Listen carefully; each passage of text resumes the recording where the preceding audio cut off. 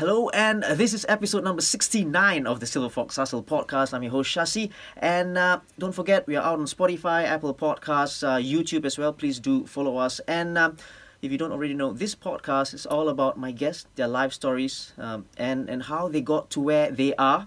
And you know, today we've got a big one because we've got, for the first time in the podcast actually, a writer, an author, an award-winning one as well. And we want to get into the head of the writer, and because you know what, I always wanted to write a book, but I don't know how to start. So maybe by the end of the pod we might know how to start one. Now, he is one of Asia's best-selling authors and a prolific one at that. He's written books like The Notes from an Even Smaller Island, I think that was his very first one, Match Fixer, Premier League, Marina Bay Scenes, and children's books as well, like Abbey Rose and The Magic Suitcase. He's also a media columnist, radio host, MC, football pundit, you name it, he's done it. He gives talks and lectures in schools as well, and if you're a parent, I think your kids might have, experienced him giving talks. And he used to be a drama teacher. He's a Singapore resident and a West Ham fan. Welcome to the Silverfox podcast, Mr. Neil Humphreys. Thank you, my good friend Shasi. I'm sitting here in shock because that was so slick and so professional. What happened to the guy? No, I'm just kidding. Full disclosure, I used to work with you at Singtel Mio. Yeah.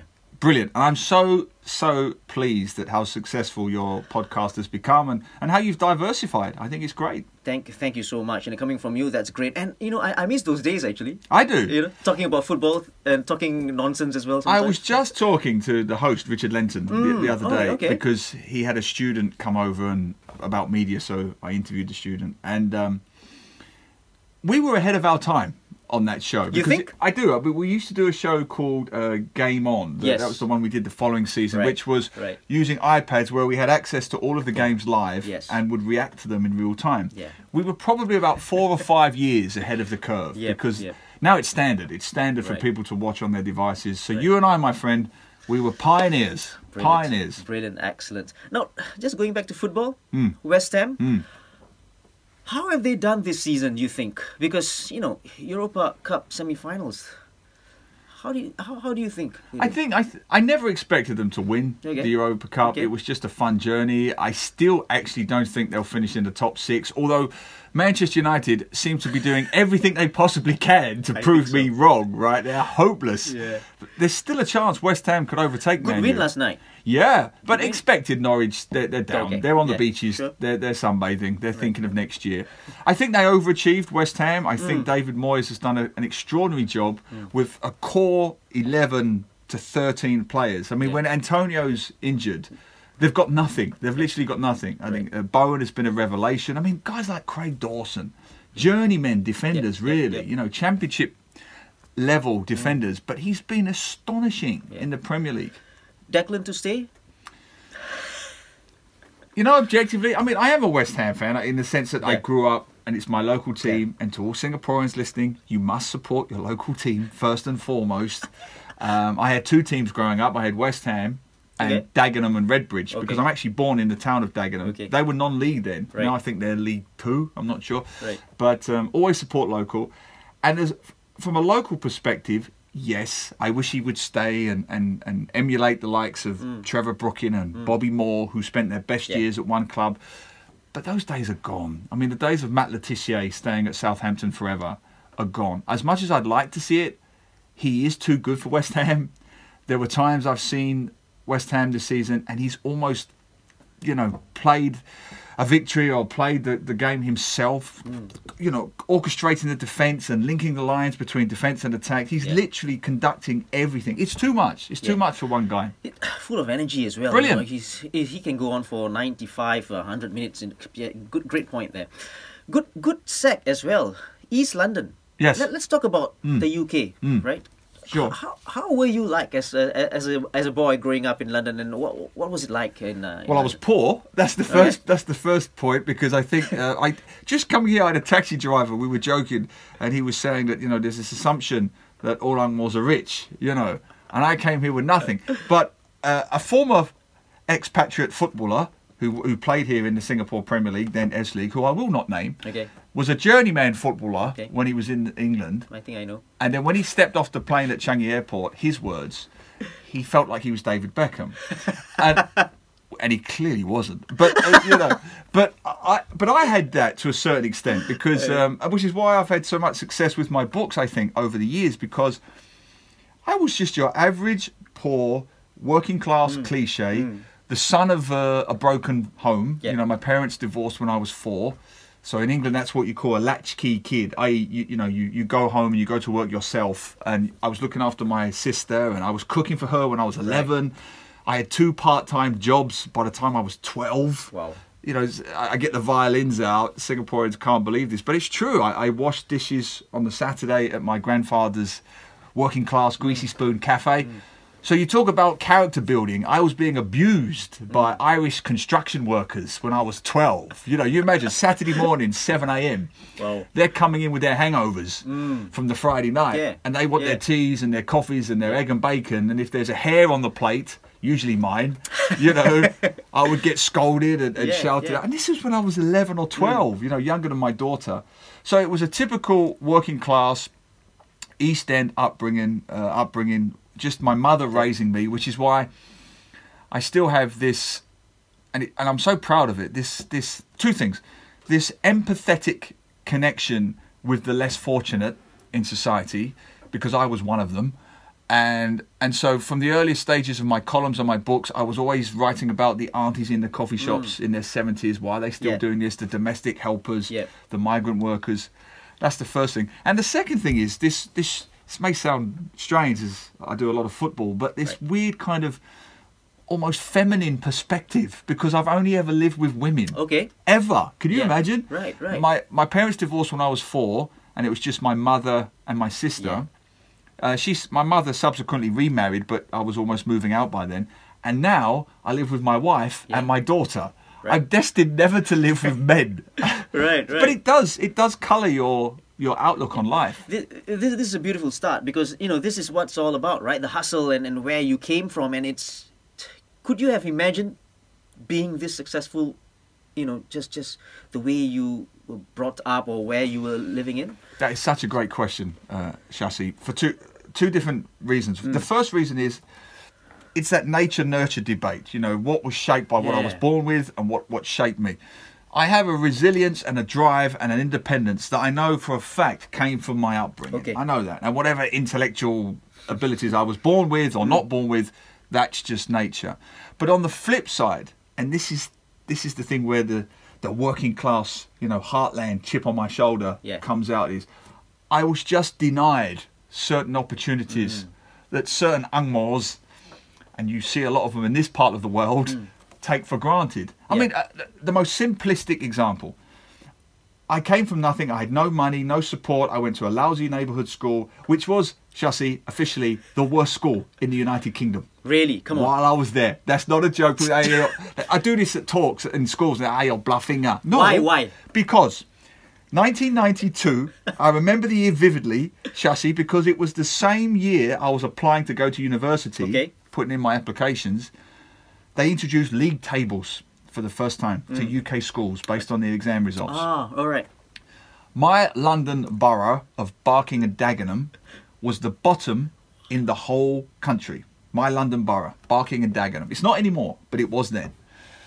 Within my borough, which is already the worst borough in the United Kingdom, my school was 3rd bottom of the league table. Now, I know what you're going to say, Shasi. You just said you were the worst school. Well, the bottom 2 schools were special needs schools. Now, I make this very, very clear. I've done some work with the special needs communities. I'm not casting aspersions on them in any way. I'm casting aspersions on my school. And my school, which finished 3rd from bottom, the exam results were only slightly better than the 2nd from bottom, which was a special needs school. That's how bad my school was. Wow. And I'm trying to go to university at this time. Despite all of that, I get to university and I have this massive working class chip on my shoulder. Because I go to the university with the highest results from my secondary school. And the minute I get to the university, meeting people from different walks of life for the first time, I realised that I really was a big fish in the tiniest of puddles, right? That's the first thing. The second thing was, I get to university and I meet a lot of dumb people. Yeah. This idea that everyone at university is smart is a nonsense. A lot of them are not that smart, but they've all got better exam results than me because they all went to better schools than me. Yeah. They all went to the elite schools, you know. I thought, this is absurd. If I was meeting an Einstein or a Zuckerberg or you know, Steve Jobs, I would. But most of you are dumb as whatever, right? Yeah. So that made me. First year, yes, I spent the first year just getting drunk. But then the next 2 years, I really went for it. Yeah, I really that working class obsession. Yeah. And then I ended up getting the highest degree. Not only in my year, but one of the highest degrees in the university. Brilliant. Out of thousands of people, you know, this first-class degree, and I won a few awards and things, scholarships. But the point being, I could never be the British Prime Minister, not from my background. But a moron like Boris Johnson can. Right.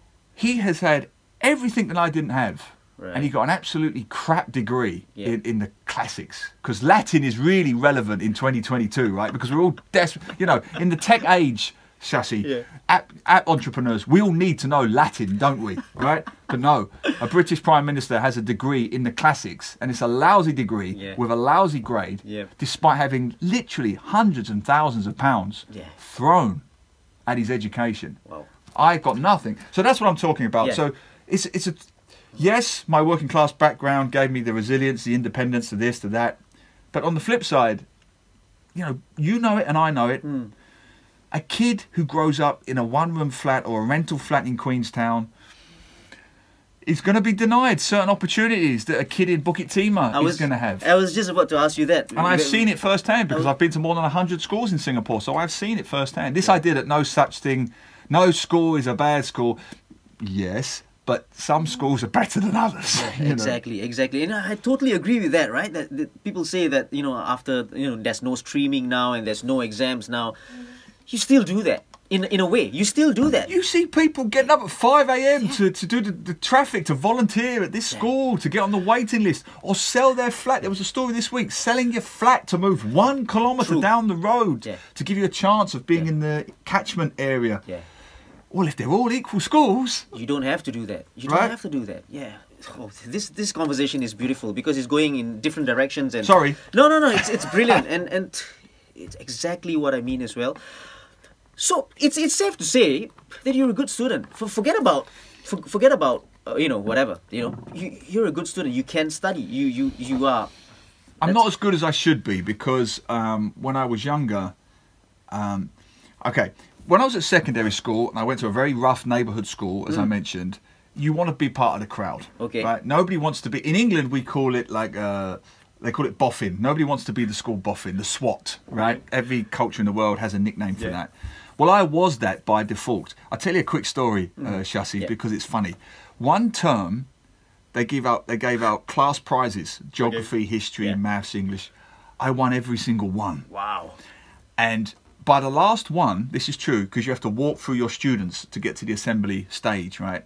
I'm assuming this is a family show, but you can guess every student under their breath. Yeah. They're calling me F and this and C and that. Yes. The next terms, so that was say first term. Second term, I didn't go. I played truant. Okay. Because there was a very good chance, Chassis, that my head was going to end up in the toilet. And that's in a rough school. Yeah, that's not that's not a joke. So it came kind of naturally to me. I didn't have to work that hard. So when I got to about 14 or 15, I did the very cliche thing. I rebelled to try and fit in. Started hanging out with the wrong crowd. Pubs, clubs, whatever, when I was far too young to be doing this stuff. And it nearly screwed everything up because, as I mentioned earlier, I needed certain grades at A-level to get into university. And I literally just got in by the skin of my teeth. If I'd have had one more extra beer or gone to one more nightclub, I probably wouldn't be sitting here now. So without getting all preachy, it's quite astonishing how your life and career can take a very drastic turn from one sort of silly mistake, How about football? Did you play football much in school? I did. I actually played for John Terry's junior team, not at the same time. And I wasn't a very good footballer. I was very average. I played goalkeeper because it was that you can't do anything else, right? And I was tall, and I became an okay goalkeeper. I mean, I was average, decent, but was nowhere near standard. Like my dad had trials with Leyton Orient and that kind of thing. But no, I was never that good. Okay. But I was in a fairly good team, and we sort of won a couple of the junior leagues locally. And of course, I grew up in the equivalent of what in the old days would have been the Sambawang Kampong, you know, a real right. Because I grew up in Barking and Dagenham. We've produced more England captains. I grew up, Shasi, I grew up in the same street where Sir Alf Ramsey was born, the England World Cup winning manager. Okay. So you've got the England World Cup winning manager and the England World Cup winning captain, Bobby Moore, coming from the same town. Yeah. My town. Yeah. Tony Adams, same town. Nice. Tony Cottee, same town. Nice. John Terry, same town. Wow. It's Rio Ferdinand, just a little bit further away. Right, so you've got all these England captains, and I was absolutely crap. But but I was probably made to feel worse because the general standard is pretty decent. Right, I could play in goal, and I was okay, but no, nothing special. Great. Now, this is a story, and I read this, I dug this up, right? After your degree, you got your degree from Manchester Uni, right? Yep. You worked a bit as a stockbroker. What the hell is that? I know, man. It's hilarious, because what happened was, typical, I graduated, and I knew that I was going to travel to Singapore at some point, because what happened was, at Manchester University, this guy who was staying on my hall of residence was Chinese Singaporean. And so we became very good friends, and he invited me and another friend to come to stay at his place in what I subsequently discovered was Toa Payoh. Okay. And I remember it vividly because he came into our room one night and we were talking about Singapore. Two things. He told us about national service and this idea that this pretty geeky Chinese guy, right, doing typical Singaporean, he was studying electrical engineering, typical Singaporean subject, right, especially in the 90s, because Lee Kuan Yew said, you will all be engineers. Okay. And so they did. So there's this geeky guy doing his electrical engineering by day, and then by night, he's telling us these stories about cobras in the jungles of Tekong and running around with a gun. And I'm like, you were running around with a gun? Yeah. I wouldn't trust you with a pencil sharpener, you know? It's like, so he opened our world to this national service in Singapore. Right. And when he first mentioned coming to Singapore, my friend and I, one night, university, we tried to find it on a world map. Okay. Couldn't find it. Had no idea where it was. Right. None whatsoever. Which year was this again? This was 1996. And remember, you're talking to a guy who's got a first-class degree in history and politics and didn't know where Singapore was, didn't know anything about Singapore, doing the usual things. I'm constantly scanning the map of China to find this province of Singapore. Where is this province of Singapore that you speak of? And then, yes, we got into the chat about Singapore, and then that's how I ended up here. So, but between that, of course, I needed to save some money, my money. So I knew my friend and I were going to come about 6 months after graduating, and typical East London, Cockney, cheeky, you know, entrepreneurial spirit. My stepfather, who is a security guard, his colleague, also a security guard's wife, worked at a stockbrokers that happened to be the best stockbrokers in Britain. An arm of Barclays Bank, who you've heard of. They used to sponsor the Premier League. So for a friend of a friend and a few backdoor, you know, handshakes, I end up getting this job at the #1 stockbrokers in Britain. And this is the point where any of your listeners who might work in Marina Bay, who might be traders or bankers, this is the point where they want me to say, it's such a complex job and that's why we get paid millions. It was the easiest bloody job I've ever done in my life. Easiest. I wasn't, okay, simple. So you had the traders, and I'm a kid out of university, 21. So you have the stock traders, and they do their trades during the day. And then at the end of the day, you have the settlements division, geeks basically, computer data guys, who literally transfer the deals from, and this is as complex as I can tell it, from one screen to another. So you do that? I was doing the settlement trades on the computer. So all I was literally doing every day, Shasi, was pulling one set of figures from the left and putting them on the right. I didn't know what I was doing. I didn't know what it meant. It took me about a day to learn this job. And and it was only a temp job, a temporary job. And within 6 months, they had promoted me twice.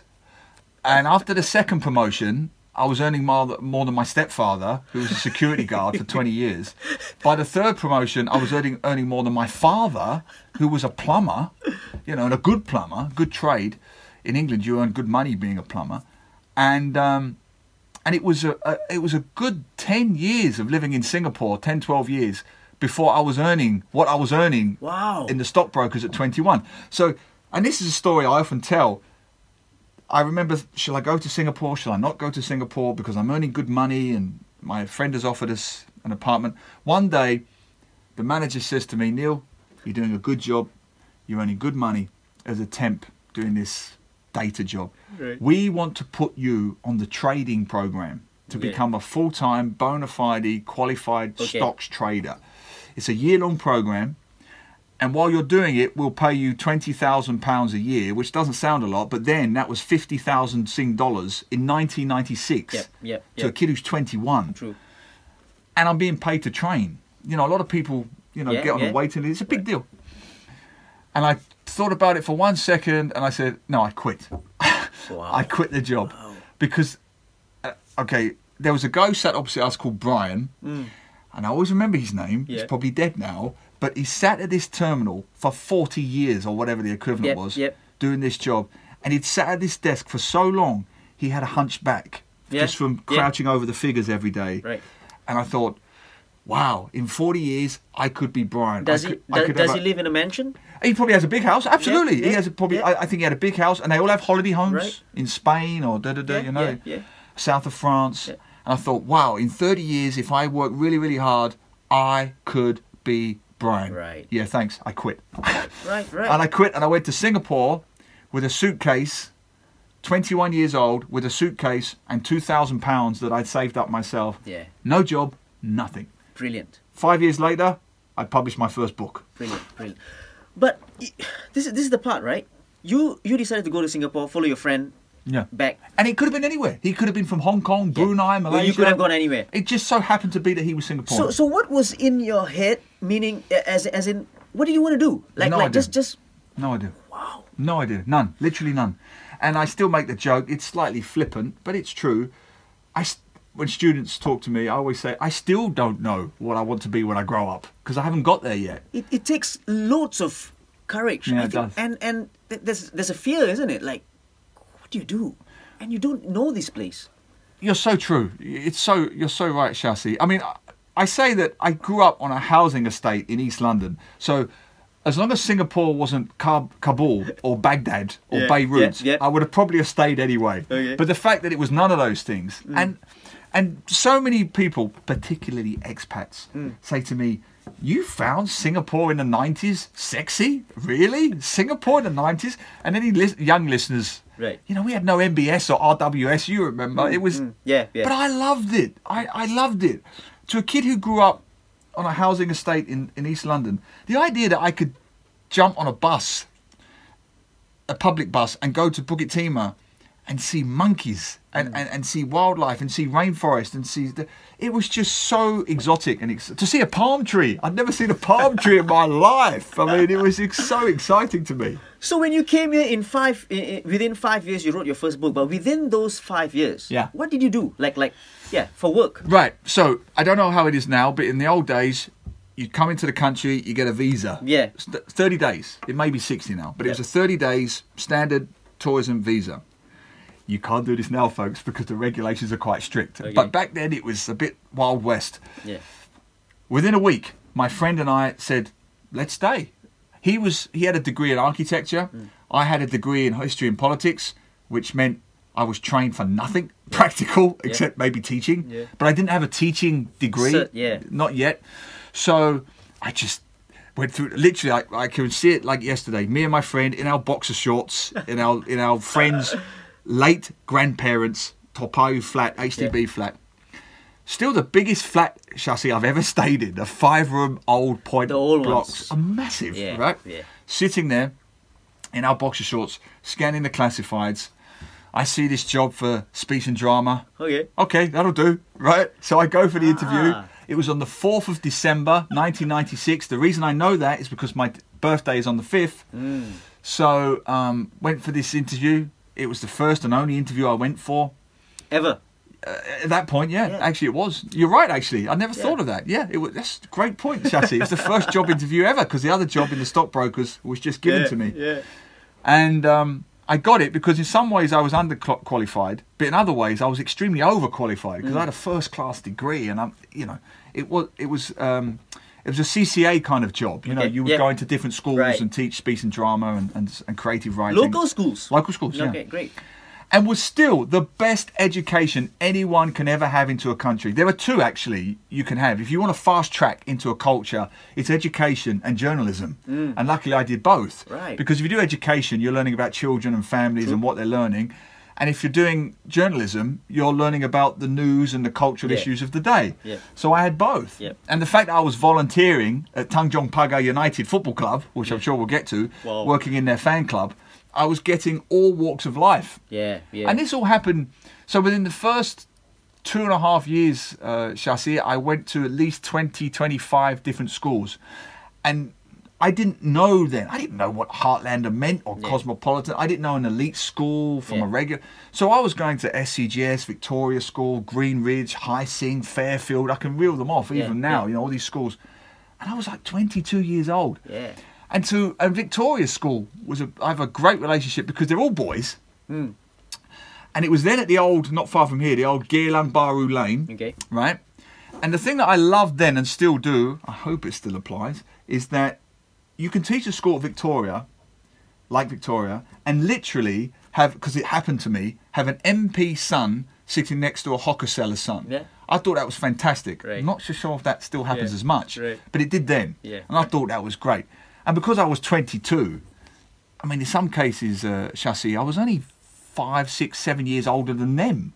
So it was great. And I still said, recently, these two big Bold-tuck Malay guys came up to me. Really, like, massive guys, really intimidating. And they go, "Hey, Nilo!" And I thought it was some old... It was two students from Victoria that I taught. And they're all married with kids now. But those 2.5 years... SCGS, but for some reason, particularly Victoria, gave me such an insight into the language, the culture, the nuances, the subtleties, what they liked, what they didn't like, what was funny, what wasn't funny.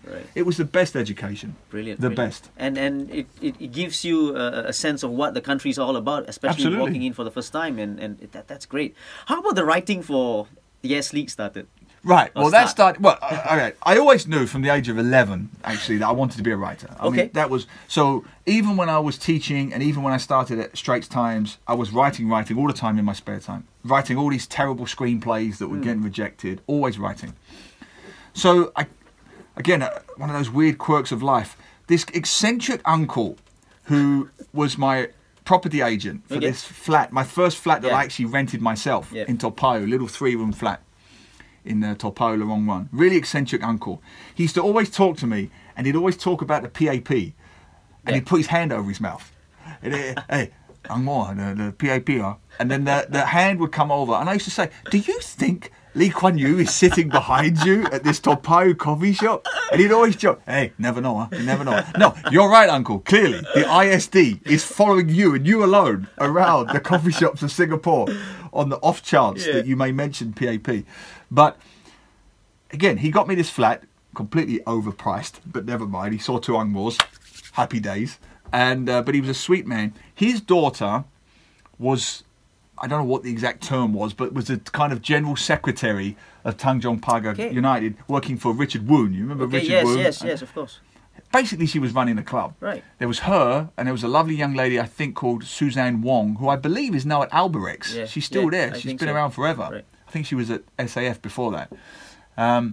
So she just met me through him and knew that I had a, bit of a background in football, being Angmo and, loving the game. And I was already watching, by the way, S-League on a regular basis as a fan. So she just asked me to help out with the fan club, of all things.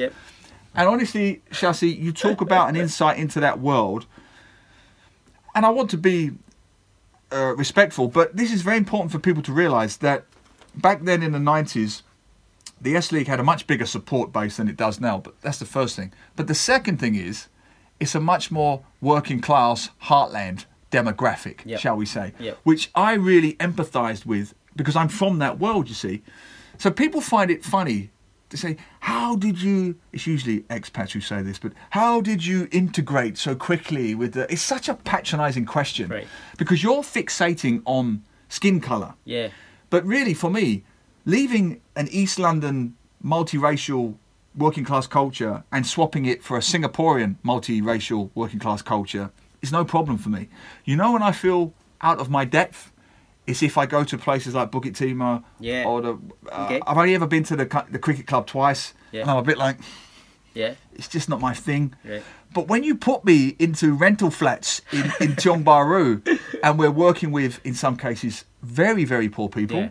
We were visiting madrasas, we were visiting orphanages, and it was a whole different world. We were taking the Tanjong Pagar team down there then, when it was good, when it was great, when it had like Lim Tong Hai and in defence, and Subramani and York Steinbrunger. I can remember the whole team. Dragan Talajic, arguably the best goalkeeper ever to play in the S-League.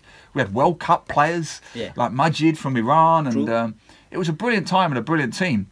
And to take those players down to boys' homes and madrasas and orphanages, it was just such a great experience. And the fact that these little Malay boys didn't give two shits about you was just great. You know, I'd love it. They'd come up to you, they'd be teching at me all the time. Hey, Matalia, give me a... And then they'd demand something. This little 5-year-old boy, hey, Matalia, I want this. Okay. So it was the best, most humbling experience I had at that period, and completely different, I'm guessing, to what not only the average expat experience would be, but I would say the average Singaporean experience would be. Because you and I know there is a world of Singapore that is, you know, at the lower end of the socio-economic scale, and you know, we have to make sure we don't forget about it. Exactly, and then loads of self-entitlement as well from kids nowadays as well, and then that's everywhere. Well, I'm not even sure what we did then we could even do now. I mean, I sound like an old RPEC when I do this, but you know, we organised a fans football tournament, a 5-a-side football tournament, and it was one of the greatest days I'd ever had. Still, actually, at Sentosa. Now, you couldn't even do that now, because I don't even know where the fields are. They're gone, right? They've long gone. But do you remember there used to be big fields there? A couple of fields, actually, right? We had this whole day, family day event. It was day long. It was organised by us at the fan club. And that was the first time they saw me playing goal. And I'm like, whoa, not bad, huh? Not bad, huh? So, okay, I can, you know. I mean, I'm just big, right? So, and I saved a couple of penalties and they all got excited. But it was just such a great family, communal day. And I think this is the closest experience I had to what the kampongs must have been like. Because it had that feel, you know. No, I don't know if we do that now. I don't think so, man. We're going to talk about your first book, but just for a bit. You went back to Australia, or not went back, you went to Australia. After the books, Yeah, why? Yeah, no ulterior motive. I get a lot of, hey, Angmore, tell me the truth. Huh? The government kick you out. Tell me the truth. The government kick you out, right? Because you wrote that column and this one, that one, they kick you out. There was no sinister motive other than the fact that by 2006, I'd been in Singapore 10 straight years. It is a very small island. I'd literally seen and written everything I possibly could. I'd gone to more places than most Singaporeans. Kusu Island, St. John's Island, Pulau Hantu, you name it, I'd been there. I just wanted to travel a bit more. So we went to Australia and we stayed for 5 years. We had our daughter there. And after the 3rd year, because the first couple of years you're just focusing on getting a home, having a baby, doing the usual domestic stuff. After the 3rd year, I was getting homesick. Not for England, but for Singapore. And people go, what? Really? Especially when you tell them that, you know, I'd done the typical suburban thing. I bought a house. And, you know, my garage was almost the size of my apartment now. You could put 2 cars in it. I had gym equipment in it. I had TV and DVD players in it. And it was massive. It was a 2-car garage. And I swapped all of that. I sold that house that was probably on a 1/4 acre block where you had to drive, only a little bit, like drive. So you'd come into and then drive 10, 12 meters just to get to my garage. You know, you felt like you had a gravel driveway. I had to sell that house to give me the down payment of my apartment in Sengkang. Wow. But no agenda other than I just wanted to travel, and we did. You know, we went everywhere: Perth, Sydney, Melbourne, Tasmania. We did everything we could. Loved it. And again, when I left Australia, I'll tell you the story. So one day, so we had gardens. So for the first time, wow, this working class Angmo's got gardens. So exciting. So I became obsessed with my garden. And that driveway that I was telling you about, it was about 15 meters long, and it had tiles, but it had gaps in the tiles, and the weeds would grow through the tiles, right? Okay. So picture this, Shasi. This is what I'm doing on a Saturday afternoon. I've got my earphones in, I'm listening to music. I spend 4 hours going from the garage to the street, pulling out individually with my fingers individual weeds, because the weed killer wouldn't get into the cracks. Right. By the end of it, all the skin had been scraped from my knuckles. They were bloody. And I'd spent 4 hours doing this. And I looked down and I called out my wife to marvel at this work. You know, weed-free driveway. And I almost looked at her and I said, we need to leave. Because I had that image of me being a 50-year-old sort of white-year-old doing nothing. But that suburban mindset where the weeds in my garden became everything to me. Look. We do all different things in life, and we make choices, but I'm pretty sure I'm not meant to be on this earth just to weed my garden for all eternity. Fair and that was me. So we left shortly after. Fair enough. Neil, I want to get, and this is the best part for me, right? I want to get inside the mind of a writer. Yeah. Right? Because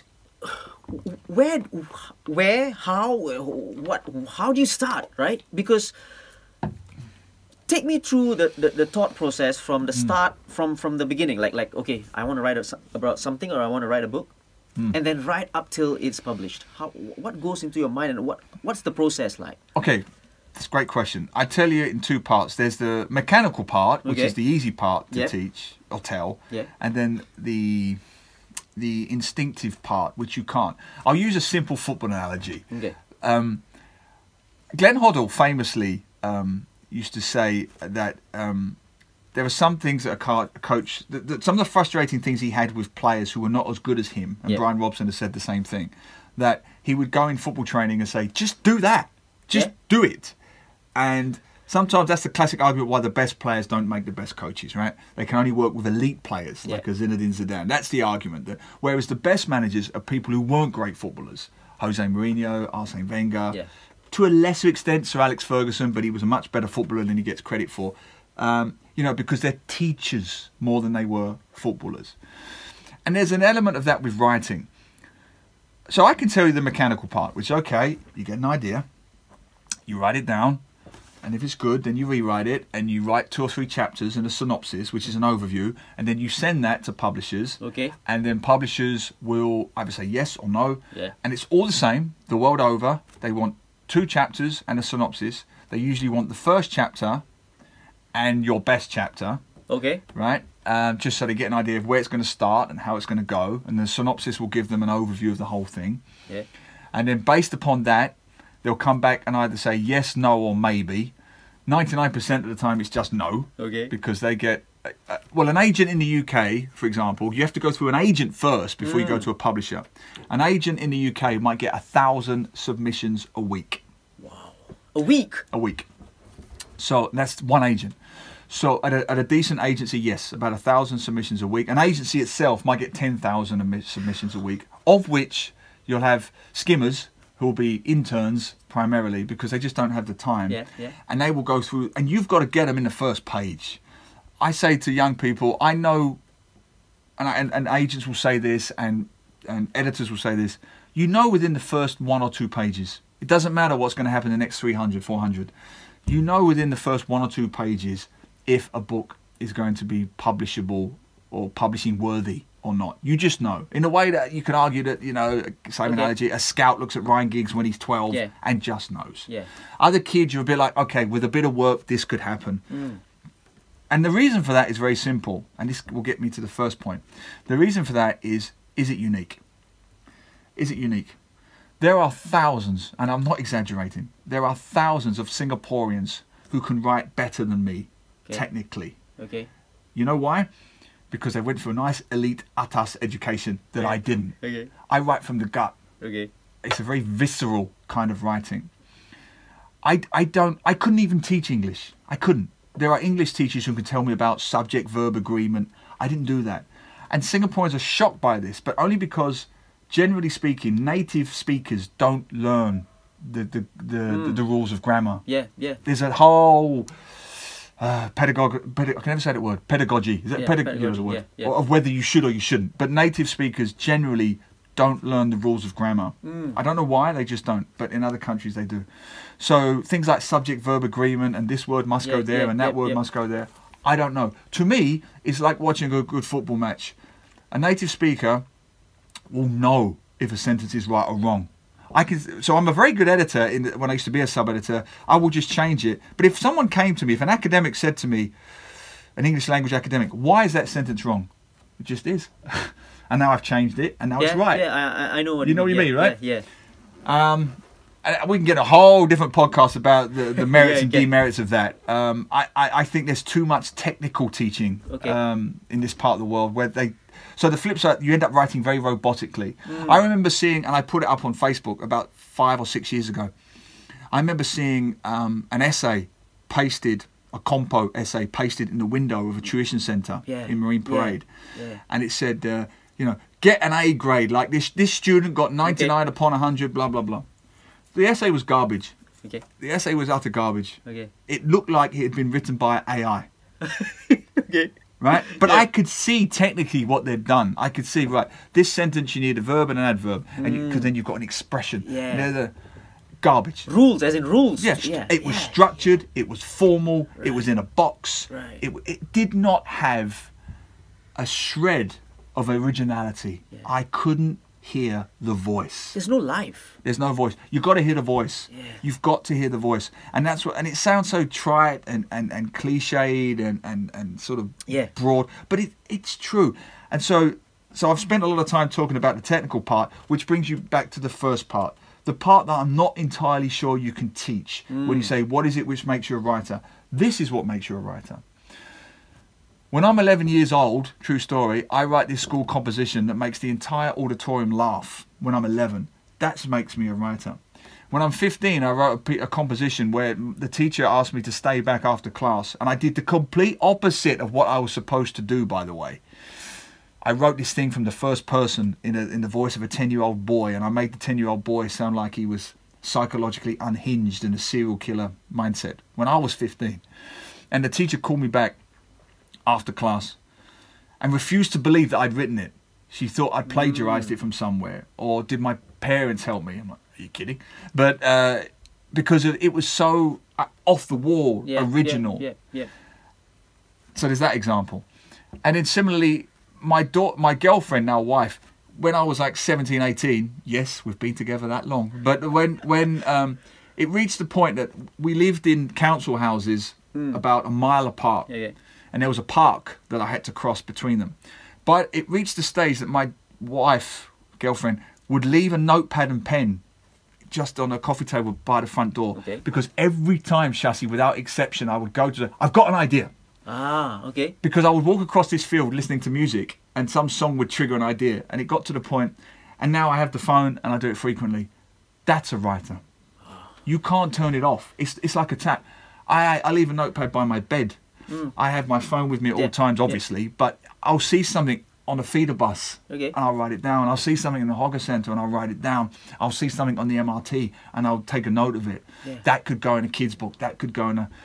That's a writer. And you can't, in my humble opinion, it's a vocation. It's a way of life. It's not something you can train. It's something I've had since I was a small boy. You can't teach that. You can't teach it from whatever that you've... That's what I said, right? I can teach the second part. I can teach the mechanics. Yes. You know, a mechanical guy can come in and say, right, a sentence needs to be this, a paragraph needs to be that, and when you've done it, you need to do this to get the book published, and you can't do the first part. So your inspiration comes from everywhere, actually. Like you said, in the bus, it could come from anywhere. Yeah, I mean, I do have literal inspirations as well. I mean, I've said many times that when I read the book The Secret Diary of Adrian Mole, aged 13 3/4, which is a sublime book and still available at every library in the world, including Singapore. It was a book written in the first person of a teenage boy going through puberty and crushes and, you know, worrying about certain parts of his body not growing fast enough and all that kind of thing. It's a really funny, but it's gritty and it's dark and it's about social commentary and it's about a kid going through divorce, parents divorcing and growing up in a housing estate. How does a book about a teenage boy growing up in some nondescript housing estate in the Midlands in Leicester, how does that resonate with kids all over the world, across all generations? And you can walk into any NLB library today and find that book. The reason is very simple. He's got an original, unique voice that's funny and relatable and talks about something that the reader can identify with. So when I read that book, I was a bit, I want to do that. And then, of course, I discover the book is written by a middle-aged woman. And then it's like, ding! You can do that? You can create a whole nother persona that's not your... It sounds really obvious, right? Yeah. But a 50-year-old woman can write as a teenage boy, and me, a teenage boy reader, can identify with it, just as J.K. Rowling can write as a 10-year-old boy in Harry Potter and connect to the world. Yeah. Original voices. What's your typical day like? It's pretty boring, actually. I mean, there's no glamour to it. I wake up, I make a cup of tea in my boxer shorts. I watch the news and the sport from the night before. I mean, that's what I did this morning. I quickly sent Youre, who I'm currently writing for, some ideas for a football column. He sent me back which one he agreed with. I've already drafted that column. I've written it before I left you, 1,000 words in 2 hours, which I'll then go back and edit. It's about Pep Guardiola whining about Liverpool, and which I thought was hilarious. And then I'll go back and I'll send that off, and then I'll go back to a book I'm writing and edit that. And the edit often takes longer than the actual writing. So I'll take about 3 or 4 months to write it, and then another month or 2 to edit it. Then I have dinner with my family, and my mood, Shasi, will be entirely determined by how good I thought my writing was that day. Another example of, you can't teach that. You know, if I think I've written something that's not good, I have trouble sleeping. If I think I've written something that's okay, I'm floating. There's no high like that. I've never taken drugs, you know, but it's the closest thing I can imagine it being like. That high you get when an audience laughs at something that you've written. Or you get a nice response from something you've written. Nothing comes close. So you write almost every day? Or every day, in fact? Pretty much, yeah. I mean, maybe a day off at the weekend with the family, but And you have to, because it's not... I'm not a banker.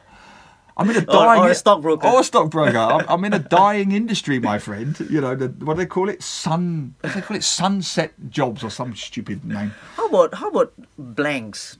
Do you have brain fogs? Yes and no. It's a good question, actually, the whole mental block thing, writer's block. It is a very good question. And I apply this to running, and I apply this to exercise generally.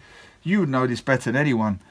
You know, I used to be in a running club when I was sort of a teenager. I wasn't any good. But that idea that if you got a stitch, you've got 2 options. You stop, or you try and run through it, and you maybe alter the running a bit, change your breathing pattern, hold it, clutch it, straighten up, whatever. But the thing is, you don't stop. And that's what I do to writing. I say this to students all the time.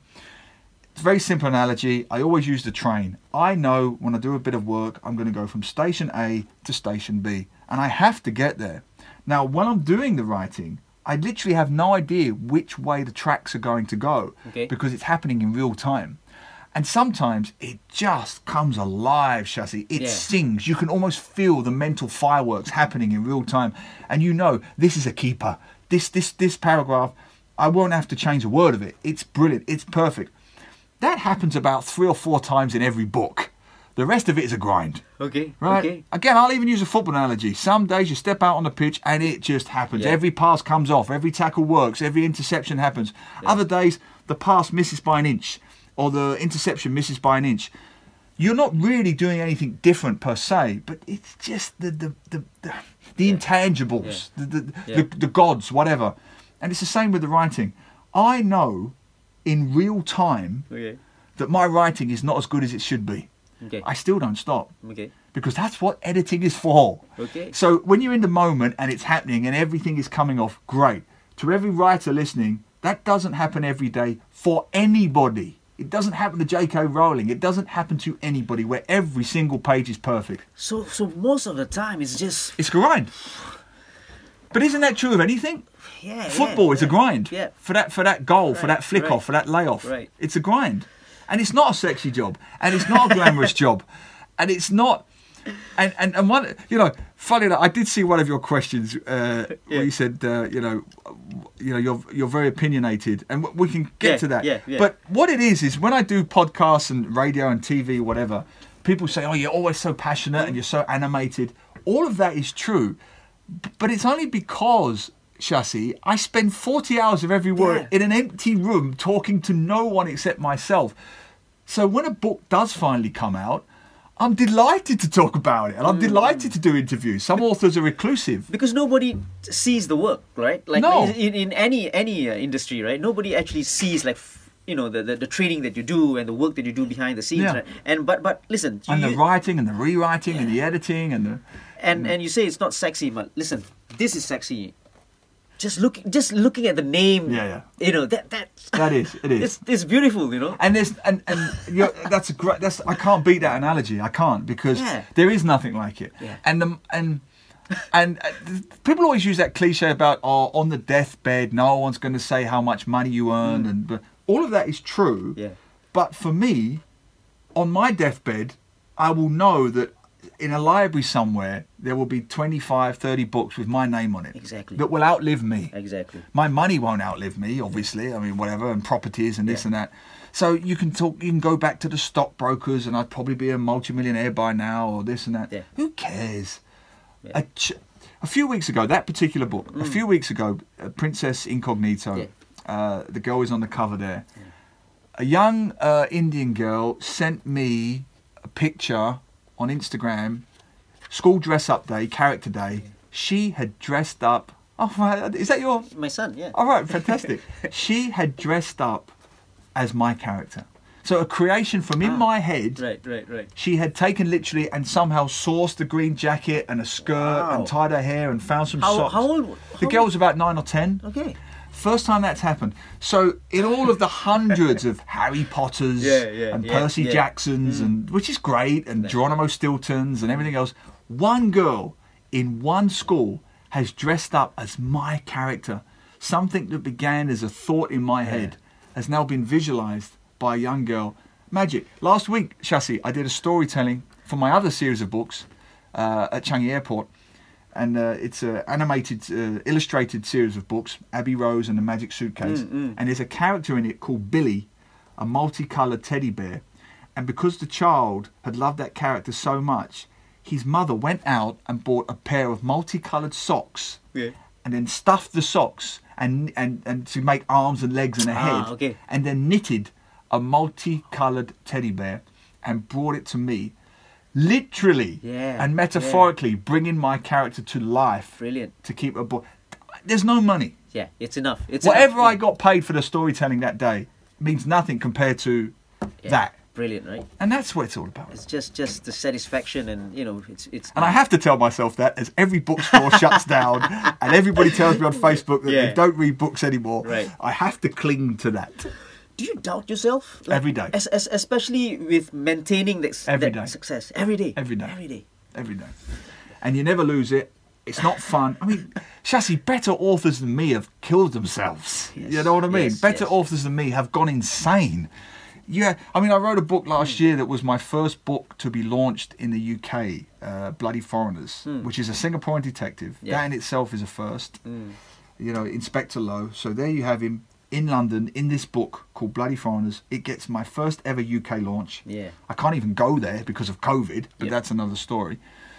Then you have to write another one. And nobody puts greater pressure on me than I do. And it's all in my head. Nobody else is putting that pressure on me. It's all in my head.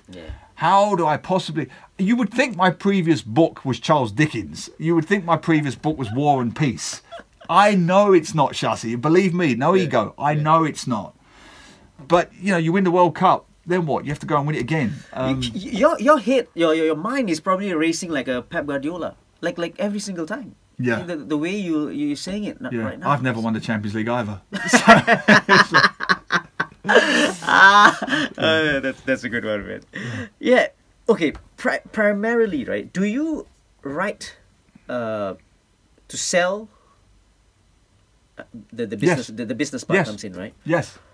No, I already answered the question. Yes. Because So I've said the first part that I am a writer, it's what I've always wanted to be. But there has to be a certain level of, you can call it ego, but there has to be this notion, I believe, that there has to be this notion that I want my work to be read. Otherwise, what is the damn point of me doing it? These pretentious types, you know, oh, I just wrote this book for me. Then why did you publish it? You say that because you didn't sell any. That's why you said that. Okay. Because if it was true, there's a lot of publishers out there who, for a small fee, you can self-publish your book. You can get it leather embossed, as some people do, and you can keep it in your filing cabinet and say, I wrote this. No, I write something. I want it to be as read by as many people as possible. Not for the idea of getting rich. That would be nice. Yeah. But it's more of, if you create anything, you know, if I create this water bottle, I want people to drink it out of it, right? If I create this face mask, I want people to wear it. Otherwise, what's the point? Someone's makes you a nice New Balance t-shirt. They want people to wear it. Otherwise, what's the point of your creativity? But then, do you then look at what people are reading right now, listening to right now, and then write according to that? There's an element, a slight element of that. Half and half. This is a great question, actually. Half and half.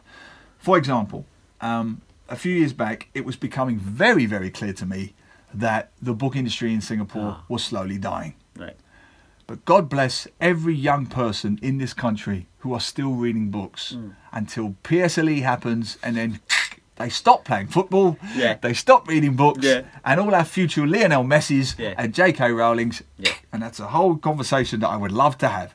But there is a sweet spot between the ages of about 7 to 11 that is almost, certainly in Singapore, if not globally, almost keeping the book industry alive. So it's a great question, Shashi, because you're absolutely right. Damn right. I said to my publisher, it just so happens that I have an 8-9-year-old daughter who's reading voraciously, and it's very clear to me, both in terms of global trends and even domestic trends, that the only people left reading books are young kids. So let's write a fun series of books for young kids. So in that respect, yes, you are correct. Yes, there is a cynicism. The idealism comes in that it's still what I want to write, meaning that idea actually came to me from my daughter. She had that idea, and she used to pretend to be this undercover princess on MRT stations and things like that. So the idea is pure. The idea is pure. Right. But the cynicism comes later. It's a pure idea that just happens to be one that might sell. I have 1,000 ideas a day, Shashi, 999 of which I know are not commercial.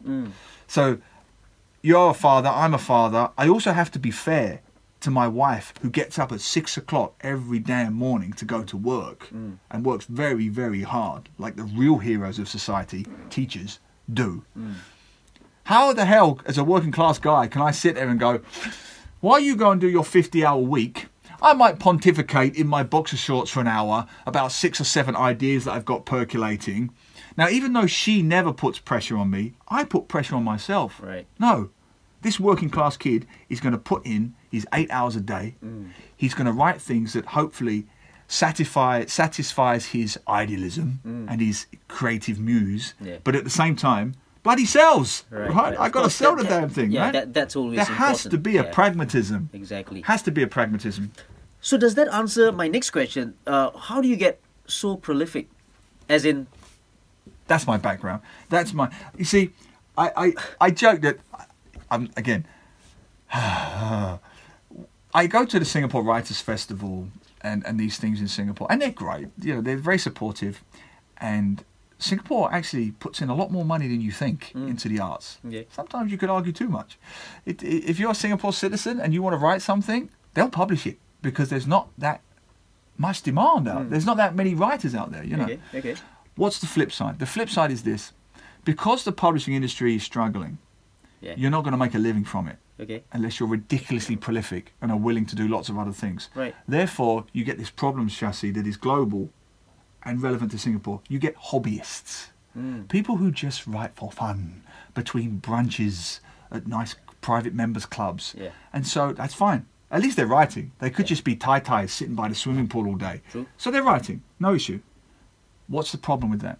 The problem with that is you run the risk of your publishing industry, your literary output of Singapore being dominated by a very specific voice, which tends to be very well educated, Yeah. often very Peranakan. Usually went to ACS or RGS or MGS or SC. All fine schools. Please don't get me wrong. Yeah. Where's the other voices? We have some in the cinema, like Royston Tan. He makes a lot of movies about, Yeah. Where's the voices about heartland life? Where's the working class voices? Where's the Malay voices, the Indian voices, the Kampong voices, whatever you want to call it? Yeah. That's my fear, that the more the publishing industry struggles, a Neil Humphreys or a Shasi in a 3-room flat in Topayu, he decides at 14, 15, either actually, no, younger than that, he decides he wants to be a footballer or he wants to be a writer. Okay. 20, 30 years ago, he would have had options, more options arguably. Today, even me as Neil Humphreys, I would have to say to that boy, how good are you? How disciplined are you prepared to be? How many sacrifices are you prepared to make to be either a footballer or a writer? Yeah. Because the opportunities today are not quite what they were 20, 30 years ago in Singapore. I'm just being honest. Yeah. Flip side, it's never been easier to get published. Self-publishing, e-books, online, all of which is true. But it adds to the problem because you have a more fragmented audience than ever before. Yeah. So it's actually it's easier to get published than ever before. It's harder to make a living than ever before. Understand. No choice. Got to be prolific, man. Let's talk about the business side of things. How do you get paid? Royalties. Mr. Neil? Royalties. Yeah, No, I could earn more working in 7-Eleven. If you're just talking pure royalties spread out across a year, yeah, and I'm considered one of the more successful authors. yeah, yeah. If you broke it down, yeah, it would I could probably earn more working in a Pizza Hut or whatever. So you have to supplement. You have to supplement with. I write columns. I wite for newspapers. I write for magazines and TV. From the books alone. Yeah. For example, you write a book. You publish 10,000, for example. So the royalties. About $1 a book. $1 a book. Give or take. That's. I mean, I'm not, disclosing anything. Across the world, standard book royalties are about 10%. Right. But there is so much that has to be taken out of that. It could be 10% net or 10% gross. I can't remember. Right. But if a book is $20, by the time you've taken out the distributor's cut, the bookstore's cut, the publisher's cut, there's a lot of cuts. The poor sod who actually wrote the damn thing. Yeah. If he gets $1.50 per book, he's done very well. Of which, of course, he then has to pay the wonderful thing called income tax on top, but that's a separate thing. So $1 to $1.50. The book industry in Singapore now, you could probably get on the bestseller list if you sell 1,000 copies. Okay. So, and that's only going to be in the first few weeks. You're not going to sell 1,000 copies every week. Of course. A very, very, very successful book in the current climate. Very successful. That means it's at number one of the bestseller list for a period of weeks, if not months. Yeah. Might be 10,000 copies. Okay. Now, if that book took you 6 months to write, do the maths. You're going to make $10,000. Maybe $8,000 to $10,000. Yeah. You're only going to get it once a year. So the way I have to look at it for my own sanity is that the book royalties, because I'm self-employed, is my 13th month. Or it's my Christmas bonus, end of year bonus. Right. I can't look at it any other way than that. And honestly, some years it's not even that. You know what I mean? It would barely cover a 13th month. So that explains why you need to be prolific, my friend. Yeah. It's a great insight, really. It's. Do you? And that's the same all over the world, by the way. That's not unique to Singapore, of course, right? Of course. And that's why I hate this snobbery about. My books, other books, that there's only a certain kind of literature, and there's only, and they look down at the Dan Browns, the Da Vinci Codes of this world. Yeah. My friend, it's what we call the airport thrillers, the Lee Child, the Jack Reachers, that keep the industry alive. Right. Without your Jack Reacher and Harry Potter and Da Vinci Code and Silence of the Lambs, the publishing industry would have been dead 50 years ago. Yeah. It's your commercial books, John Grisham, whatever you read, that keeps it alive. Do you cringe at your work sometimes? Cringe? Why, should I?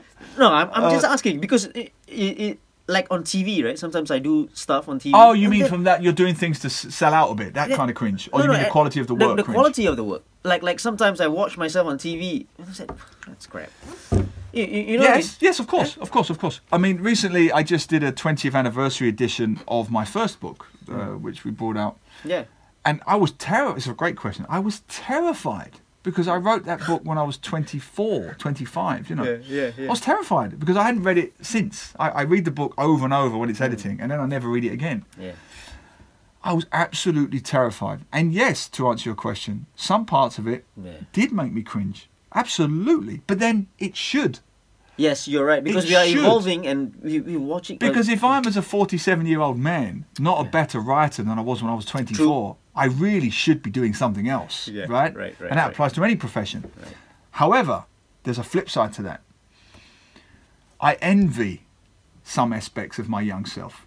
And it's called second album syndrome, right? Every young rock band writes their first album from the gut. There's no second guessing. It's instinctive. It's pure. It's natural. Right. I wrote that first book, and my God, it's quite simple in places, but it's raw and it's honest and it's transparent and it's quite sweary in places. And it's so, wow, did I really say that? Yeah.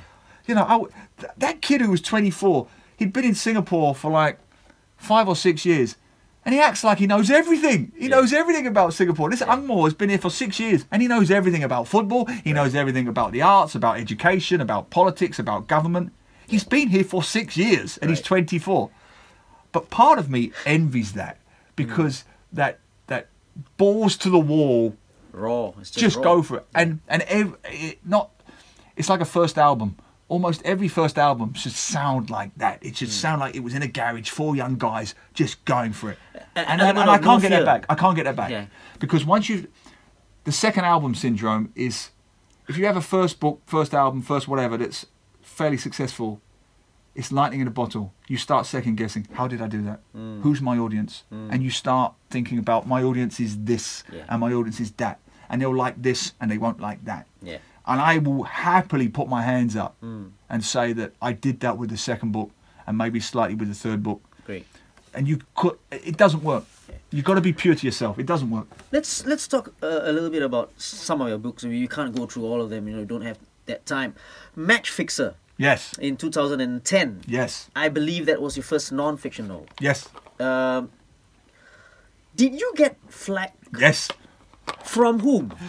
Because for legal reasons, I'm not going to name names. But for the listeners and who's watching this on YouTube as well, what is Match Fixer about? Okay, great question. Very quickly. Yeah. I'd written my Singaporean books. I was living in Australia by then. My publisher, I was back in Singapore to visit friends and passing through. Yeah. And my publisher wanted to meet me, Marshall Cavendish. Neil, give us a book. I haven't got a book. I now live in Australia. And I can't write a travel book about Australia because no one in Singapore will care. Well, write something, because you've got this brand and we're selling books, and give me something. So over 7 hours of coffee in a coffee shop, I've never forgotten this. By the end of it, we had an outline for Match Fixer, because I just started telling him gossip, because he's an ex-footballer himself. Yeah. Not high level, but just amateur fun. And so I'll tell him these stories and he'd love them. Oh, this footballer that, this manager that. Because I know the stories. Some involve me directly. Yeah. And at the end of the thing, he said, "You've just outlined an entire book without knowing it. Just do it as a fiction book." And I wasn't sure. I was trepidatious. I'd never written fiction before. So we tried it. Okay, how did it come about? Only in Singapore, there I am. I was 23 when I became a rookie reporter at the Straits Times. Yeah. Sports reporter. Yeah. Dream job. Yeah. I love football, I love sport, I love writing. Dream job, so I thought. I'm going to be covering football and covering big stars. First assignment, very first assignment, rookie reporter Godfrey Robert was then the editor of the sports desk. He was the one who hired me. He says, "Neil, your first assignment, I'm not going to say who and I'm not going to say where. You've got to go out and interview this footballer. Great. You've got to go out and get a piece. Great. On match fixing allegations." What? On the footballer? Yeah, because this footballer had been linked or accused of certain dodgy results and dodgy thing. I'm being careful. And so so I had to go out and interview this footballer, and the only job of this footballer was to refute the allegations. And that's what it was. Okay. So I just refute. But I just thought, that's such an insight into the world that I've moved into. A rookie reporter in Australia or England or Europe, I would say 99 times out of 100, if not higher, his first football assignment would not be linked to match fixing, but only in Singapore would that be the case. Right. And then subsequently, I would do some more. And it talks about, so I used to say Singapore doesn't, apologies, but Singapore doesn't entirely have a football culture that I understand a football culture to be. What it has is a football betting culture, and the two are very different. Yes. And say, oh, how can you say Singapore, you're so insulting, how could Singapore not have a football culture? I said, well, there's lots of examples, but the one I'll give you, and the one that features in Match Fixer, when I covered the 2001 visits of Manchester United and Liverpool to Singapore, that's when I thought, depressingly, we don't have a football culture as I understand it. How? Two things. I saw Singaporean fans boo their own national team. Yeah. Because they played Manchester United. Right. And Chassis, I'm not Singaporean by birth, but even now telling you, I get angry about it. Yeah. Even now, I get angry thinking about it, right? So in the book, Match Fixer, fictional character, the guy has this great speech where he says, you know when I decided, why should I bother?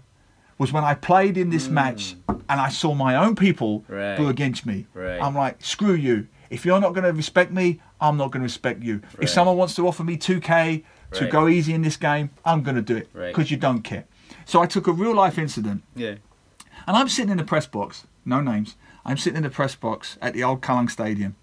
And I can hear fellow journalists think this is hilarious. Think this is funny. And I'm getting angry. I'm getting all red-faced. I'm getting angry, you know? Right. What is wrong with you? You guys have been football writers for 30 years. You think this is acceptable? For where I'm from, this is not acceptable. Yeah. You boo your own team if they're lousy. You boo their own... You don't boo your country because they're playing a club side who doesn't even play in the same country as you. True. Point one. Point two. Alex Ferguson brings on Fabian Barthez to play on the wing. That's taking a mickey, man. And the fans, not all, but the fans, some fans thought it was great. They're snapping pictures. I'm like, this has become Cirque du Soleil. Yeah. You've paid whatever money you've paid. That ain't a football culture. That is not. Right. And I remember vividly, I went to the press conference after, and it was then Jan Paulsen was the thing. Yeah. And I remember Sir Alex Ferguson in the press conference apologised to Jan Paulsen for playing Barthez on the wing because he knew. Why did he do that, by the way? Because Barthez asked, and he thought it'd be a bit of fun, and he knew he'd crossed the line. Yeah. He knew it. You know it, I know it. You're an ex-professional footballer. There's an invisible line in the sand of respect and sportsmanship. You don't cross. Beat them 10-0.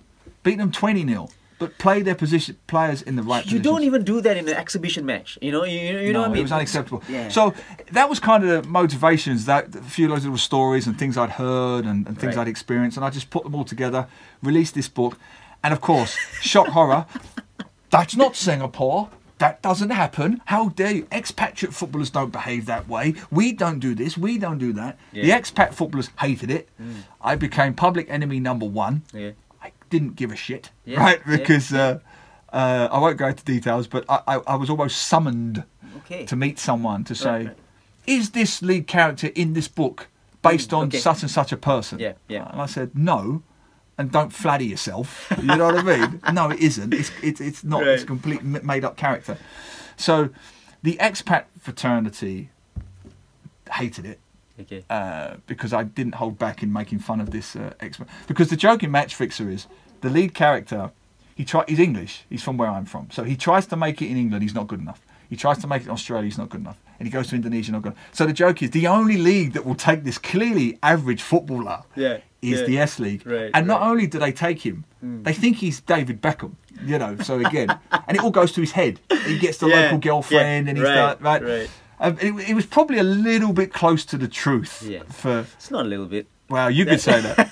I will say that. You've been a part of it. Yeah. And look, let's get it right. There's been a lot of foreign footballers who have been great for the league, great for and there's been a few charlatans. Definitely. Singapore books, the Island Trilogy. Brilliant success, wasn't it? It was, and I'm still. It still sells, and one was made into a TV series for Channel News Asia. Brilliant. For all of the reasons I've just outlined, there are not many foreigners, expats, whatever you want to call it, like me in Singapore, or probably in most countries, because a weird series of events, right? I went to university with a guy who invited me. So I didn't come here with an expat package. I didn't come here with money. I didn't come from a wealthy background. So in any expat of any nation going to somewhere else, it's a very unusual thing to have a working class guy come to this country and yet the working class guy, as soon as he arrives, is put on this pedestal that he doesn't understand. Why is it suddenly I was the lowest of the low in England because of my accent and my background? And then suddenly I step off this plane at Changi Airport and everything I say, people talk to me like I'm Confucius. I talk a lot of cock like everybody else. I talk a lot of rubbish like everybody else. Yeah. But for some reason, this skin colour adds greater weight and gravitas. Yeah. It was hilarious. Right. And I was too insecure and too self-deprecating to take it seriously. Right. Or to abuse it like some people do and have. Yeah, So the only way I can deal with that is just to make fun of it. And I make fun of it mercilessly in the books. And of course, it resonates. This is a good point you pointed out, you know, like you know, how about, do you get angry when someone says, he's, you know, why should we be listening to you because you're white or Angmo or whatever? Do you, because that's on the flip side, right? Yeah, great question, Shasi. Yes or no? Yes, because no, because in some ways they're right. I've got to earn it. Yeah, of course. Right, you've got to earn it. I shouldn't be invited to this, that, and the other. Okay. It's got to be earned. And I'd like to think maybe I've earned it now. But on the other side, yes, because if it was true, you know, I will say this, right? I've said this many times, that I am lucky or unique in the sense that I have a unique perspective. I have than you do. If you went and lived in England for 10 years, right? So I have this wonderful advantage in some ways that I can bring a working class culture from England and merge it with a working class culture of Singapore to have this very unique perspective about both countries. Not better, just different. Yeah. And so that is an advantage. But that doesn't really have anything to do with my skin colour per se. And so that's how my first book got published. When I do get a bit frustrated, Shasi, is when after that, when you get into like your 20th book, and people are still saying, you're only getting published because you're Angmo, this and that. Right. Really? No, you know, you really? You can't. You know, because apart from anything else, apart from the early books which had my face on the cover, which wasn't my idea, by the way, you don't even know my skin colour. You can't tell my skin colour from the words on the page. So I'd like to give my readers a little bit more respect than just to say, that's actually insulting the readers, not me. Yeah. Because you're saying that Singaporeans have such an inferiority complex that they're only going to read me because I'm white? Yeah. No, that's rubbish. Even if that was true of the first book, it certainly wouldn't be true of the 26. My face is... that's a kid's book, and it's sold very, very well. True. And there's not an Angmo kid in the whole book. Yeah. You know, I get this thing as well. Like you know, you always say that the Angmos get the jobs because they are blah blah blah blah whatever. Yeah, I think it's changed. Yeah, but you know, you got to prove your worth as well, right? So that's Neil. It has been brilliant, fascinating to talk about the books and your and the mind, your mind, what goes in your head. It's brilliant. It has been brilliant. Let's talk about something that, you know, I think you talked about just now. You're very opinionated about certain things, especially on Twitter, right? I think you're big on Twitter. Yeah. Well, yeah, I know. I think you're gonna. I can feel you digging this hole for me to fall into. No, it's not a. No, I'm just kidding. The only thing I say about the opinionated thing, because I do think it's important, is that in Singapore, I get this reputation for being opinionated. Okay. In England, I'm just passionate. Right. So you see the difference. Right. In England, I'm passionate about social issues, but here I'm opinionated. Okay. So when people say I'm opinionated, my response is always, okay, yes, I am, but what am I opinionated about? Yeah. I'm opinionated about the poor in society being better treated, about migrant workers and domestic helpers and the less fortunate and the elderly, you know, not having to collect cardboard or work in their seminary. If that's being opinionated, then I've got no problems with that. Why? Because I hope, and please tell me if I'm wrong, please. It comes from my background. If you're going to do what I do for a long period, I often get asked, how have you survived for so long? Yeah. I punch up. I don't punch down. The secret to satire, the secret to self-deprecation, it only works if you punch up. If you punch down, if I make fun of migrant workers or domestic helpers or the poor in society, firstly, it isn't funny. And second, it doesn't work. It doesn't work as satire. So I always say to people, when I used to do my humour columns, and people say, oh, you're so opinionated, are you worried you're going to get into trouble? From who? From maid abusers? bring it on. Yeah, You know what I mean? Yeah. From people who treat their migrant workers like shit, Right. bring it on. Right. If you are a decent human being who looks after your family, goes to work, if you have a helper, you treat her well, you do good in society, you've got nothing to worry about from me, because I've literally got nothing to write about. Right. I've got nothing to make fun of. Right?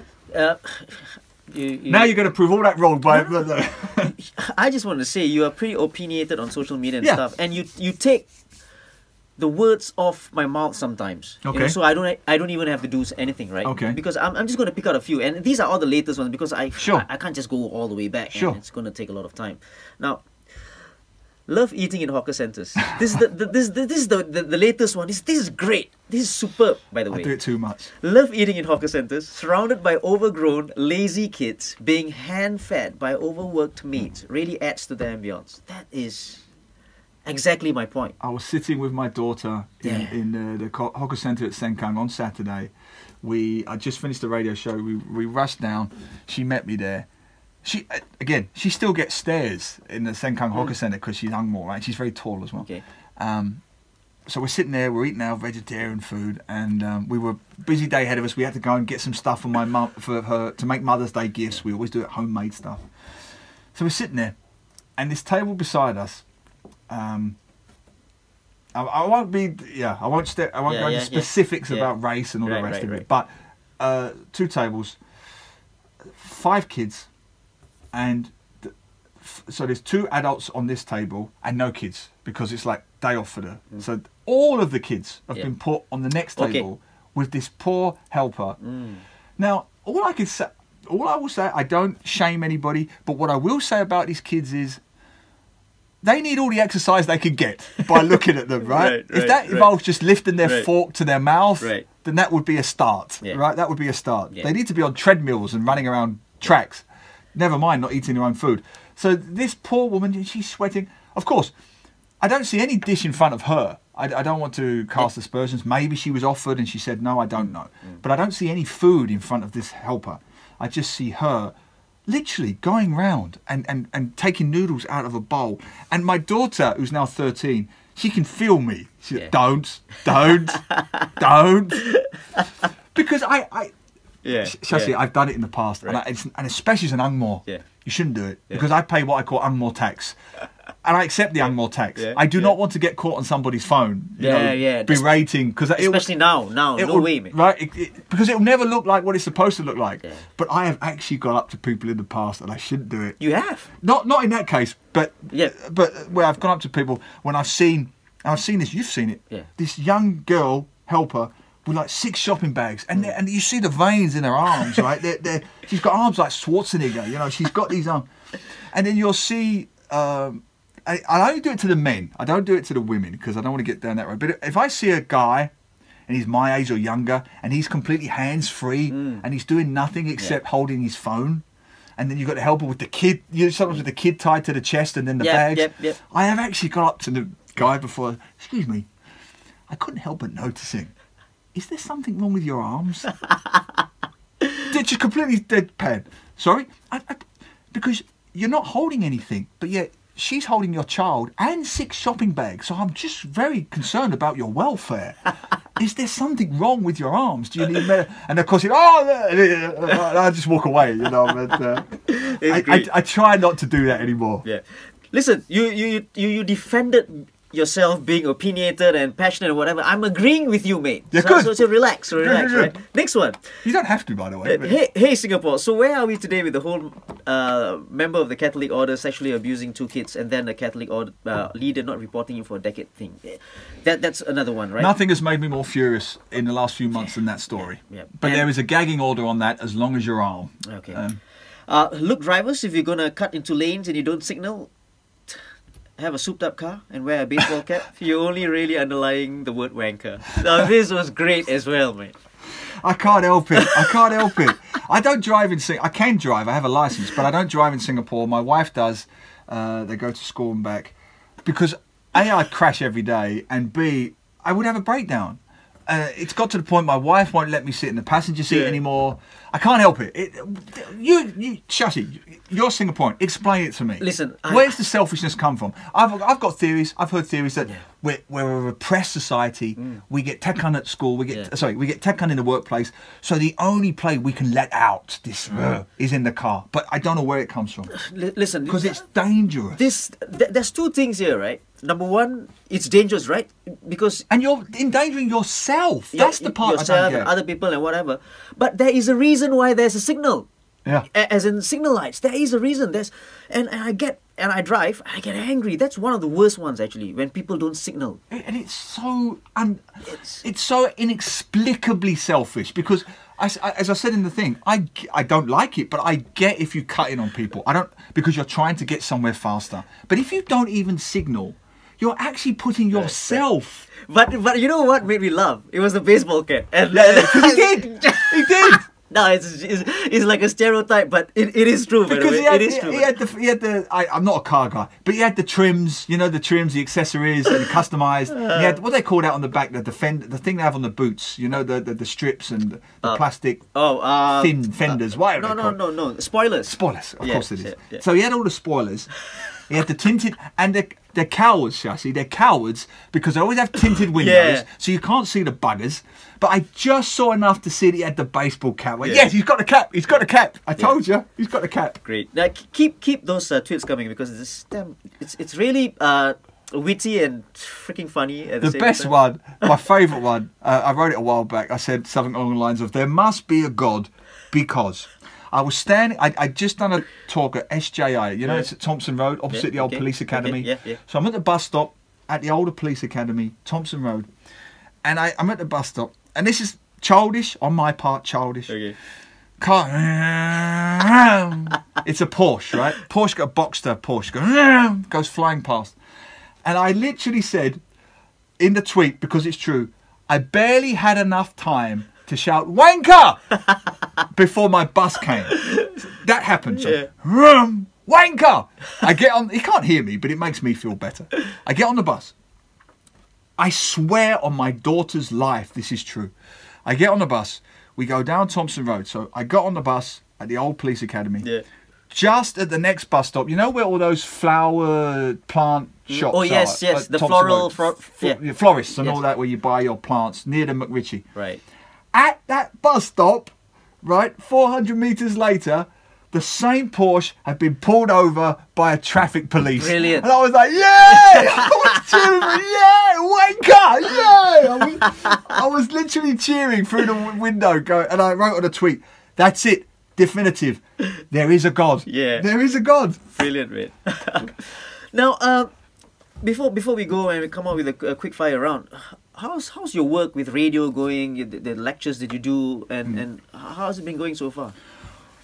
Well, I mean, serious point. It's with COVID and changing trends in readership and viewership and so on. It's been tough, and I say that because I always think it's important to tell people, when I advocate or say to students, yeah, you can be a writer, it's like, it's easy for you because I said, no, it's not easy for me. And it's important that you know that, because if you want to be a writer, an athlete, a sportsman, whatever it's going to be, there's going to be so much sacrifice required. Yeah, of course.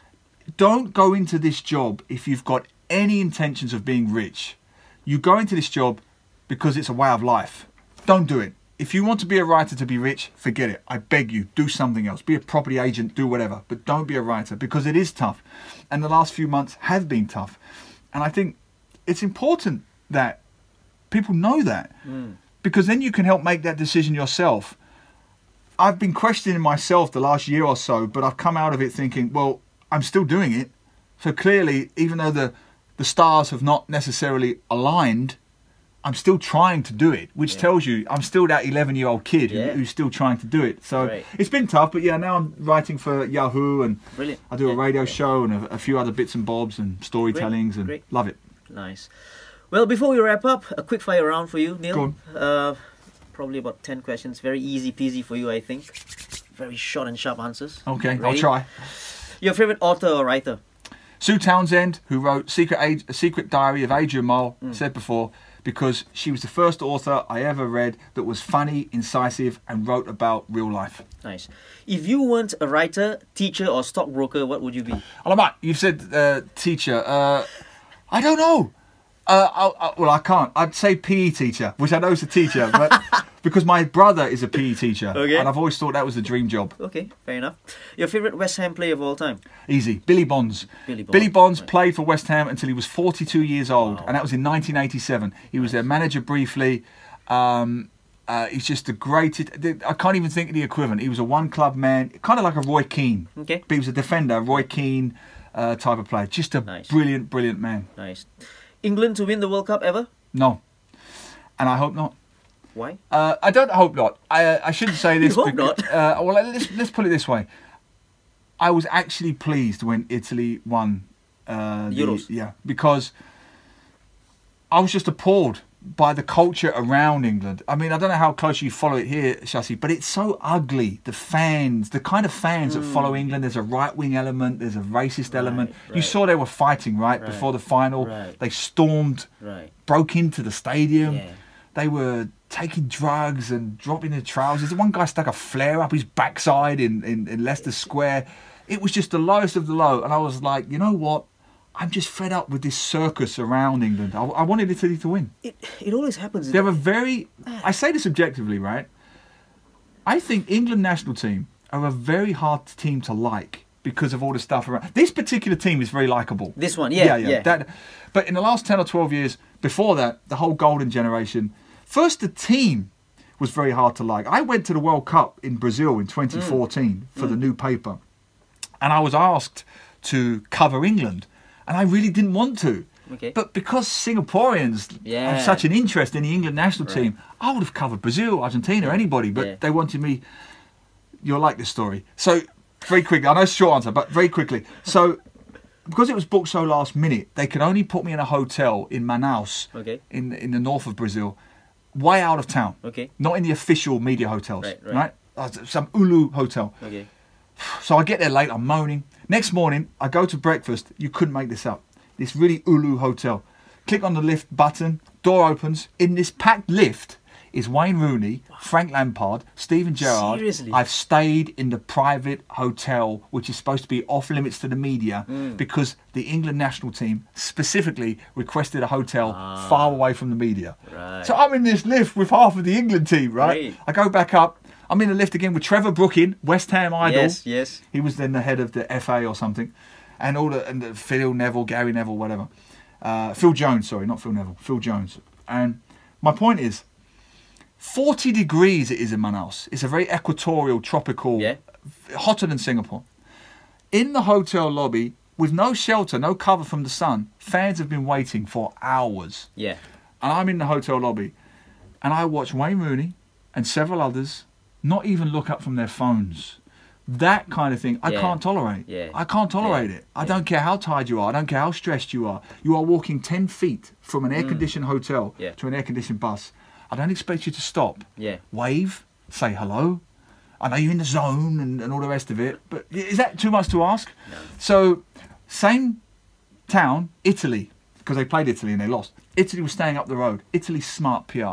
They visited a local school the day before. They interacted. And everybody was on side with Italy. It's stuff like that that I think can sometimes then make England... Sorry, that wasn't a short answer at all. Exactly. I just want to say that. In your opinion, which book you have written that has given you the biggest satisfaction? The last one. And always Bloody Foreigners. Bloody Foreigners. And it should always be the case. Yeah? It should always be the last one, because if it isn't, then you're thinking, if it's 4 books back, you know, I try and make it the last one. You haven't matched up to it. I try and make it the last one. It's a smart way of putting it. Brilliant. Favourite actor and actress? Okay, actor is a British actor you probably may not know, but he's very well known. He's called Timothy Spall. He was in all the Harry Potter movies. He was the one who looked like a rat, if you know, with the big teeth. And actress, I've always loved Jodie Foster. Right. Biggest achievement so far? I would say my daughter, but that's cliched. Biggest achievement, to still be able to do what I've always wanted to do. Biggest disappointment? Biggest disappointment. I try not to think about them too much. what is my biggest disappointment? I can't think of one, which tells you there's been loads. There's been hundreds. Or maybe not many. No, there has. There's been hundreds, and I dwell on them too much. Okay. I mean, the biggest disappointment is more the way that reading generally, the industry that I'm in is declining. Okay, okay, fair enough. The worst Singaporean you've seen, your pet peeve in a Singaporean that you. I wish, as a society, I wish we could be more compassionate. Right. I still think we've got a long way to go. A Singaporean trait that you like?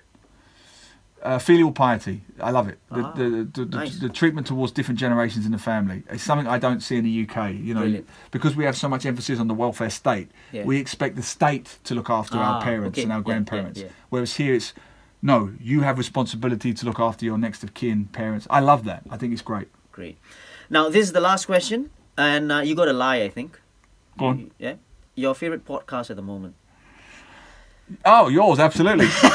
This has been terrible. No, I will say, Shasi, in all seriousness, this has been great. It has, because you've asked me a lot of different questions that I've never been asked before, and it's felt like a genuine conversation. I think it's great what you're doing. I really do. I really do.